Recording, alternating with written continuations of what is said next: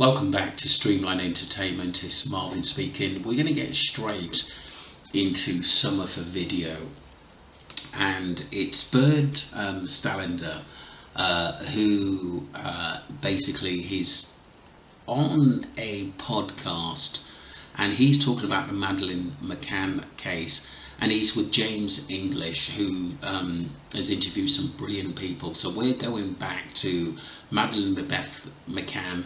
Is a British missing person who at the age of 3 disappeared from her bed in a holiday apartment in Praia de la Luz, Lagos, Portugal, on the evening of May the 3rd, 2007. It was a case which I was so much interested in, but Bernt Stellander comes up with a brilliant point. You can watch the full interview with James English on his podcast on YouTube. But it is nearly 3 hours long. I just picked some points out which I'm going to comment on as the video goes. If you've got a chance to listen to the whole podcast, it's very, very interesting what he has to say, because I've never really looked at maybe what could have been a burial ground for Madeleine McCann. So this is Bernt Stellander. He's a foreign detective going into detail about Madeleine's parents. And when you have Kate talking about the night before as the night of all nights, you should maybe start to take a closer look, right? If you have a mother who lost her child being abducted the next night, why would you call the day before the night of all nights?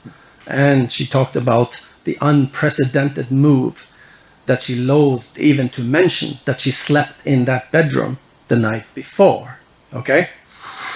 So, but she felt she needed to put that on record, because there had to be someone that having slept on that bed by the window, because they knew that if there was an abductor going in or out that window, they would have to step on that bed. So somebody had to mess that up. But she slept there for a different reason, of course. It was to take care of the twins when the chaos erupted after the accident the night before. For me, it started with, I wanted to find her if she was on the hill, and I was convinced she was on the hill. Okay, and then it turned to me during COVID. I sat down and actually started to read the statements really thoroughly, and then things started to pop out, and everything made sense once I discovered the timeline. And of course they had some mistakes when they speak on video and everything, but also in their written statements it's a multiple angle pointing to this timeline that I discovered. There has been suggestions of earlier that week, which makes sense because of that last photo that put the police totally in the tunnel in terms of tunnel vision, because that last photo was taken most likely on the Sunday before, and they said it was taken on Thursday. So then everything changes, the whole game. But what I remember about this case, there were a lot of discrepancies about that last photo, whether it was the Thursday or a couple of days after. It was said that the McCanns were lying about when that photo was taken, and I remember that being a big point in all of the news and people talking about it on the internet. It did get a bit out of control about that. There was a lot of these photos that they had on cameras. They were blackened and messed with, and they were in the hands of the McCanns and the team McCann up to 3 weeks, especially this last photo. It wasn't even delivered with the other photos, so it wouldn't have any value in court anyways as an evidence. And the metadata on the digital photo stamp was also updated twice, so it's been messed with. It could be any date. So that just opened up the book in terms of finding. But if you had more time, there would be less mistakes. But there was a crying incident, the big one, that Mrs. Fenn upstairs from there, an 80-year-old lady, she heard a child cry, not a toddler, and so she thought it was Madeleine, who cried 75 minutes on the Tuesday. That's May 1st. That's quite a lot. That's quite a And long time. of course, this famous comment by Maddie that they said, why didn't you come when we cried last night? That points to that being on the 2nd of May, right? But they used it, the McCann said it was on the morning of the 3rd to make us believe that she was alive on the 3rd. But when Jerry then says that she only cried one night, then it all falls apart. Then of course, that comment, if it ever was made by Maddie was on the morning before, on the May 2nd. So, good points. So see Kate and Jerry, is there any background reports on them before this with their kids or neglect or anything? This is also the big. This is very, very interesting what he's got to say, because I don't think this was brought up a lot. I did, for those who went into it, like detectives or serious people who looked into this case over the years, said some things, and this is one of the main points on this video you're about to hear. Question that I don't dig too deep into, speculations and theories about why the cover-up of this, because Jerry McCann, there is a CATS file, 19039 something,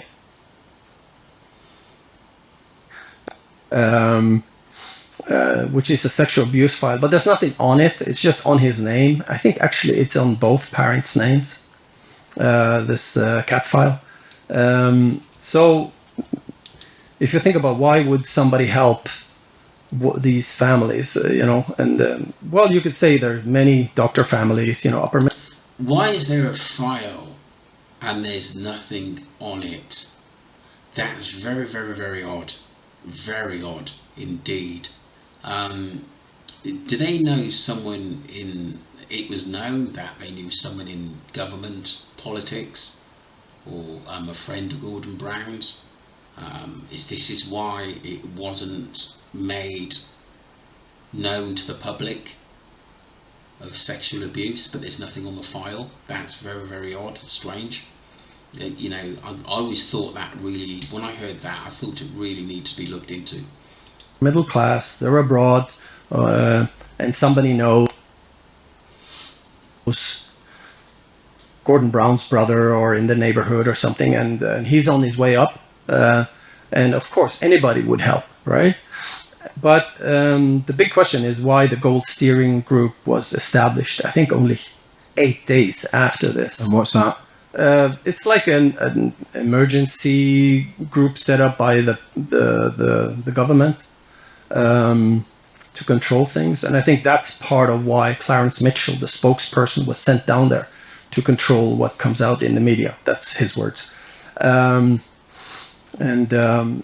if there's a file on somebody and you have 4 families and they suspect possible SA within that group, maybe it's worth protecting something. I don't know. Yeah. And sometimes knowing how people, in places that can help you at vulnerable times, or where you're trying to hide something, that sometimes comes out, and a lot of people, I think, have thought that.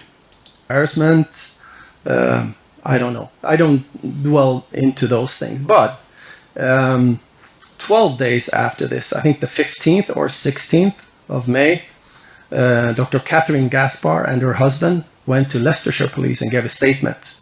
And this is the big one that points to the SA,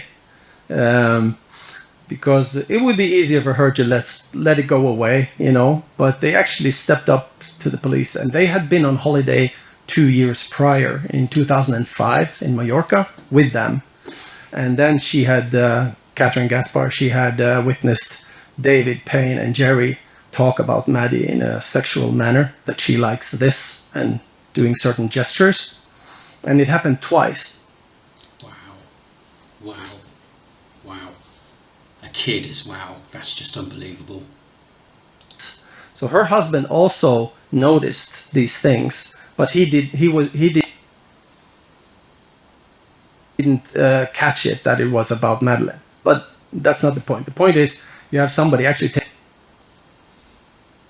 taking that risk, going to the police and giving that statement, but it was kept from the investigation, this insinuation of SA, which gives a better image of why would they help them out of this trouble. So somebody knew something was going on. Yeah, that wasn't brought out enough. And like I said, he went into those, obviously, stuff that wasn't really made public until now, a lot of years later, which obviously would have depicted a different picture of the parents and the friends as well, which some of them were a little bit off key. But we're just going to move on to the second part, possible burial ground. And then, but please watch the whole video, it's absolutely fascinating.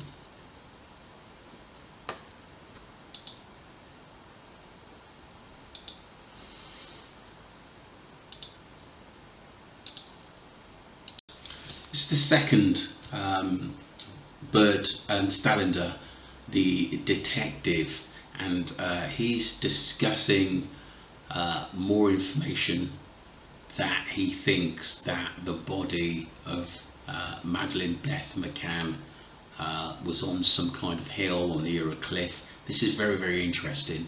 I'm just going to start it here. See what you think. Whether she knew or not, but what could she do after the child has passed is maybe giving her a more beautiful grave than we could dream of. That was my insane approach. And when you have a spot or a grave on that hillside, and the mother returning so many times per year alone, I thought that it would be plausible to think that she would romanticize this in a way by placing symbols there. So I was looking for very subtle symbols there, like a heart, pink flowers, the letter M. And the weird thing was that in this area too, I found all of the above, and then I put up a camera there, and then boom, here comes Jerry McCann past. What are the chances? So I had tried to get in contact with Amaral for about 8 months before that, but after I had this camera, this recording of this person walking past, this spot one, I call it, with the symbols, I knew that I could go solo and do this on my own by starting a cat and mouse game with anonymous emails to them, not about where, but that it might have been discovered, just to create some stormy waters and sleepless nights, to have them come back and narrow down the area. So I put up several cameras there, and eventually a friend of his showed up. So, and after that, I have both of them showing up, and I waited a week. I tried to have actually him come and remove the remains, but they didn't. But they showed up later, and I have some recordings there that are very interesting. He was never going to do that, knowing that someone was out there with cameras. I think the McCanns were too smart for onlookers, and they wouldn't take, even if she is up in those hills somewhere, I don't think the McCanns would pinpoint it, knowing that there's eyes and cameras on them. And they probably looked into the sky, what he was about. That is quite intense and on it. So yeah, Was that the start of it all for that you? was the start of all, and my idea was that there would never be a book unless I had a find, you know. And it's dangerous to program yourself, telling yourself something, because it becomes like concrete, you know. But then friends of mine told me about that this story is something you have to tell. I mean, even if you make it like a fiction or something. But and I was going to move to Spain, and I even considered Italy.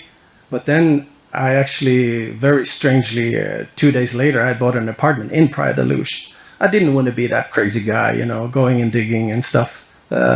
Even though the police, the PJ, Policia Judiciaria, the criminal police, they actually said it would be easier if you went and checked. So I started a little check digging, and this is what I saw some reaction to that, and on the video by Jerry, and I thought I could play on that, and that's why I started this game of trying to narrow it down and get some reactions. And so it's very strange for me, because if she wasn't there, they didn't put her there, why would they come? Why would they react? They would tell. It's very, very odd. I think that they felt uncomfortable of Bernt being in an area where their daughter, or supposedly their daughter, could be buried, which I think for the McCanns, alarm bells have started ringing, and they're feeling nervous about this. Operation Grange, Scotland Yard, and they would tell Policia Judiciaria, and then they would tell me, did you send more emails, you know? And so that didn't happen, and instead they sent friends, you know, probably because of fear of maybe being trapped, because I confused them with those emails, I can tell you that. So the emails, did you message Jerry? Yeah, well, he showed up. I put a camera where I had the symbols, and after he noticed something had been done there, basically me test drilling, and the police didn't want to meet me. So I thought, what would I do? And then I suggested to my lawyer, you know, said, hey, maybe I should send some emails and try to trick him to come and dig up the body. I mean, the remains. So I did. But he was hoping that, excuse me, that's a long shot. At the end of the day, it really is a long shot, what he's asking for there. I think once again, I think the McCanns knew that this guy was onto them, and I just think that they're a little bit ahead of the game. I don't think they'd fall for that. And the first email was basically just read carefully. It was kind of cryptic, but it was, as you noticed, it's about to be discovered. We can delay them a week, and that's it. And then I was hoping he would panic and come and try to remove it. And I waited for him in the bush for a week, in the night, in the dark, you know, with the whole shabam, you know, night vision, different gear. Did Jerry show up at night time? No, he didn't, but they did show up 2 weeks later. He and... That's mad. That's mad. I don't personally think that they would, Jerry and his wife, would act urgently, because I think they're very, very clever in their movement. And whether this guy was still out there hiding, I think they had an inkling that this guy's onto them, and they didn't want to give too much away. Kate. Yeah, that's interesting. Yeah. Also, you've sent Jerry McCann an email to say it's about to be discovered. Yeah. And because I had to play on that. And he showed up to the spot where you think Madeleine's buried. Yeah. And after that, when they showed up, I had to put up more cameras, because I saw they had interest higher up. They were rushing by spot one, and then I had to, you know, try to narrow down the area, because I knew she was in the area. Even in the presentation to the PJ, I said that if she's not at spot one, it had become a memorial. Maybe it was their first choice, Kate's choice, when she was running on the hill with her crumbled photo of Maddie in her hands, and she felt relieved when she got back home. She had found the spot. That's my interpretation of that in her diary and book. Yeah, so it kept going with this game, and it succeeded because, of course, I scared them off, and who wouldn't be scared? But they sent friends, and I think the first Mr. Nugget, I call him. That's funny, Mr. Nugget. His behavior was very strange, bizarre, but not when you understand that he might have been under the instruction by Jerry to, under a white lie, that the PJ is doing something there, could you please check, make sure nobody sees you. That's exactly how he behaves in my interpretation. But then a few months later, his wife shows up higher up. And that's when things turn, because she obviously looks like she's in the know, and they shouldn't be there. It's too close to the final spots. That's what I said. That's what I said. I think it started playing on their minds, and sleepless nights coming in. If what does this guy do pinpoint something or find the remains of Madeleine McCann? Because he certainly didn't give it up. I'll give him that. So it's very interesting, and yeah, that's where I cut you off earlier, because I said that I didn't want to number how many videos I had, because of course this is a sort of a game of pressure, and of course I want them to crack to avoid creating problems for the Nuggets, which seem like nice people. The way they treated their dog, very nice, and they are not involved in any way or shape or form or what happened back then. But they are involved by having gone to check for the McCanns. And that's their problem. That's my trump card. Wow, that's true. That's very, very, very true. Do they know where she could be buried? And I'm going to play my card slowly, by slowly making moves. The media doesn't want to play, but I just want people to read the way I put it together of why it happened the night before and how I can prove that there was no abduction. And that ends it all, right? Mm-hmm. And it's not about taking them down, it's taking the lie down. That's brilliant. I'm going to leave it there because it's a long, long video and you could really listen to it all night. But Bernt Stellander, I think he learned a lot about Kate and Jerry McCann. Let me know on what you think about this. If you even look into it a bit deeper, I'd like to hear your comments. I think that they did get rid of her. Where she's buried, we may never know. But I certainly don't think she was kidnapped. I really don't. Don't forget to subscribe to Streamline Entertainment and leave your messages. Thank you very much for the old subscribers and the new subscribers. We've got lots more videos coming out tomorrow. Take care of yourselves. Bye.